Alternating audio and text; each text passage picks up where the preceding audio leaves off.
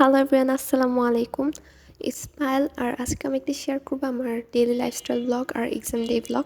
যেহেতু আমি ক্লাস 9-এ পড়ি, আমার এখন এক্সাম চলতেছে আর এই এক্সামের টাইম আমি কী কী করছি ওইটা আমার আজকে ব্লগে শেয়ার করবো আর সারাদিন কী করছি ওটা। তো আমি আমার ব্লগটা শুরু করি বিকালবেলা থেকে। তো আমি যখন স্কুল থেকে আসি দেন তখন বাজে 4:30।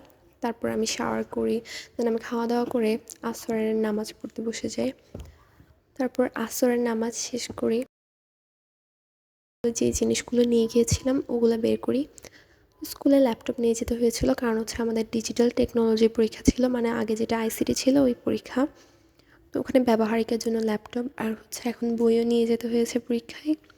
তারপর আমাদের প্রশ্ন ছিল এটা।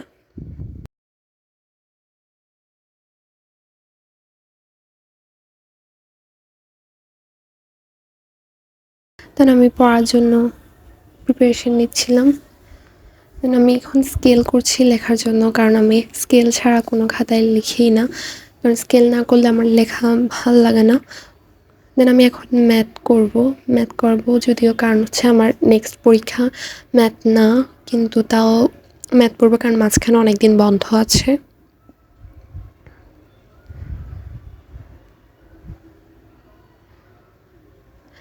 এভাবে সন্ধ্যার পর মাগরিবের নামাজের পর এখন চা খাচ্ছি আর বিজ্ঞান রিভিশন দিচ্ছিলাম, কারণ একটু পর আমার বাসার টিচার পড়াবে। তো উনি পড়ানোর আগে পড়াগুলো একটু পড়তেছিলাম।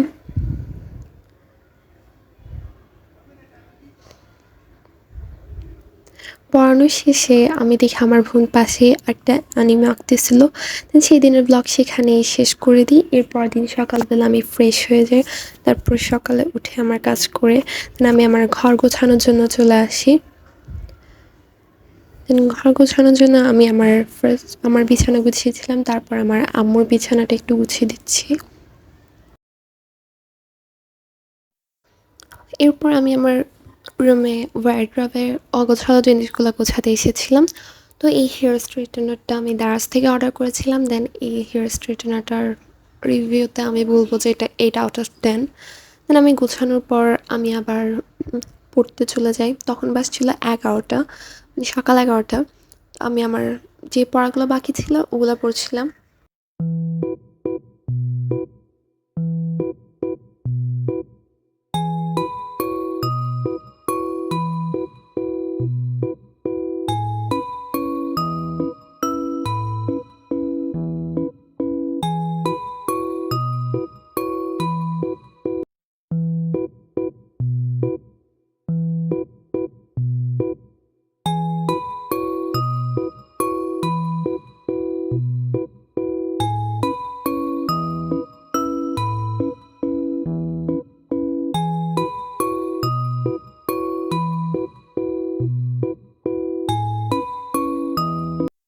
দেন আমি আমার পড়া শেষ করি প্রায় 1টার দিকে। এরপর আমি আবার গোসল করতে চলে যাই।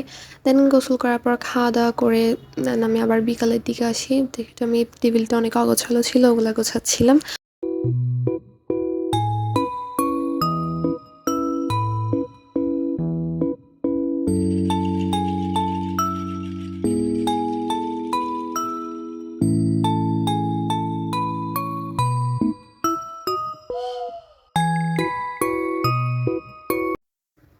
দেন এখানে কিছু যেগুলা স্কুলের বই ছাড়া বাইরে গল্পের বই ওগুলা গোছাচ্ছিলাম। ওগুলো যেহেতু আগে পরে অনেক উল্টাপাল্টা হয়েছিল। তো এরপর আমি আমার ড্রয়ারের সব জিনিস বের করছিলাম, যেগুলো আমার আর্টের জিনিসপত্র রাখি। অ্যান্ড দেখেন প্যালেটের অবস্থা কী খারাপ, অ্যান্ড প্যালেটটা ইগনোর করেন। অ্যান্ড আমার কিছু কিউট ওয়াশি টেপ ছিল, আমার ফার্স্ট এডটা একটু বেশি ভালো লাগে আর বাকিগুলো মোটামুটি।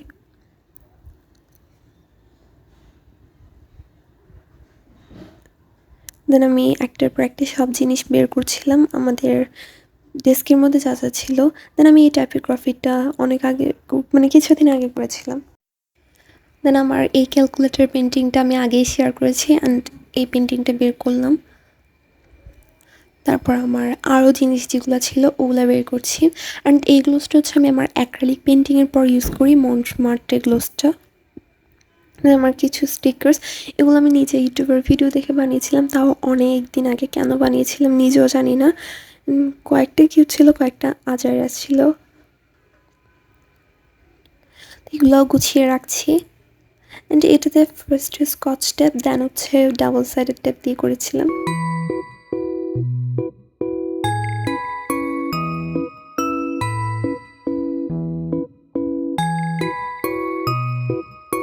এরপর আমি আমার স্কুলের কালারগুলো বের করছি।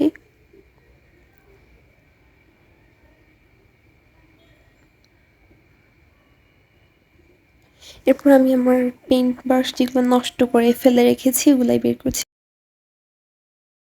এরপর আমার স্কেচ প্যাডটা বের করছি, আর এটাতে আমি সহজেই অনেক অ্যাক্রিলিক পেন্টিং করে ফেলতে পারি ক্যানভাস ছাড়াই, অ্যান্ড এই জন্যই এটা আমার ফেভারিট।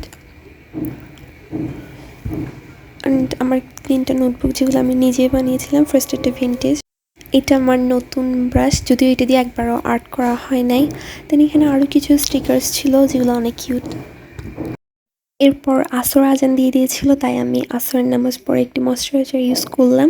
তারপর আমি আমার ব্যালকনিতে চলে আসি। ব্যালকনিতে কিছু গাছ যেহেতু বৃষ্টি পড়ে নাই ওগুলো শুকিয়ে গিয়েছিল, তাই আমি এখানে একটু পানি দিচ্ছিলাম। আমি যেহেতু ফার্স্ট টাইম ভয়েস ওভার দিচ্ছি, আমার চাপড়ি মাঠা ভয়েস শুনে কেউ আবার কাঁদবেন না। দেন আজকের ব্লগটা এই জায়গায় শেষ করে ফেলে। Thank you for watching.